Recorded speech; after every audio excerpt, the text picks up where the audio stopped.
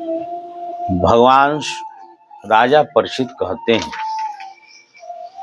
श्रीमद् भागवत कथा में कि हे सुखदेव जी, हे भगवान, हमने ये देखा है कि भगवान शंकर के समस्त भोगों को परित्याग कर रखा है, परंतु ये देखा जाता है जो देवता, असुर अथवा मनुष्य की उपासना करते हैं वो प्राय धनी भोग संपन्न हो जाते हैं।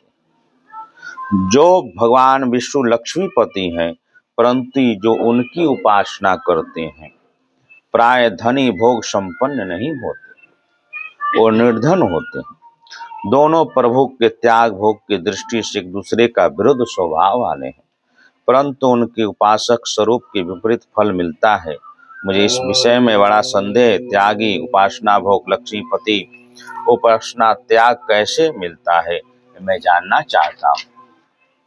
तब सुखदेव जी कहते हैं, हे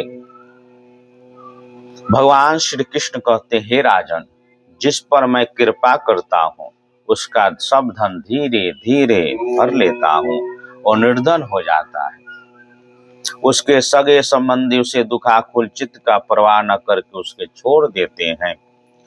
वो धन के उद्योग करता है पर भी उसका भी अत्यंत निष्फल कर देता हूँ। इस प्रकार बार बार असफल होने के कारण धन कमाने में उसका मन विरक्त हो जाता है।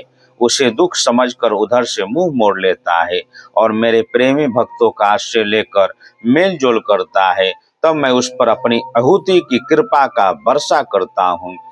मेरी कृपा से उसे सूक्ष्म अनंत सच्चिदानंद स्वरूप परम ब्रह्मा की प्राप्ति हो जाती है। इस प्रकार मेरी प्रसन्नता मेरे अर्धाना बहुत ही कठिन है।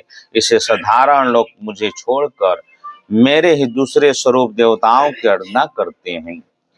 दूसरे देवता आशुतोष हैं, झटपट पिघल जाते हैं, अपने भक्तों को साम्राज्य लक्ष्मी दे देते हैं। उसे पाकर परमादि उच्छ्वल उन्मत्त हो उठते हैं और वरदाताओं के देवताओं को भूल जाते हैं और तिरस्कार कर बैठते हैं। जो भगवान भोलेनाथ के भजन करते हैं, भगवान अगरदानी हैं, उनको जल्दी वरदान दे देते हैं। सुखदेव जी कहते हैं, हे परीक्षित, आगे की कथा ब्रह्मा विष्णु महादेव में सबसे श्राप देने वाले, वरदान देने वाले महादेव बहुत ही शीघ्र प्रसन्न होकर, रुष्ट होकर वरदान अथवा श्राप दे देते हैं। विष्णु भगवान वैसे नहीं। सच्चिदानंद रूपाय विष्णुपत्यादितवे तापत्र विनाशाय श्री कृष्णाय नमः।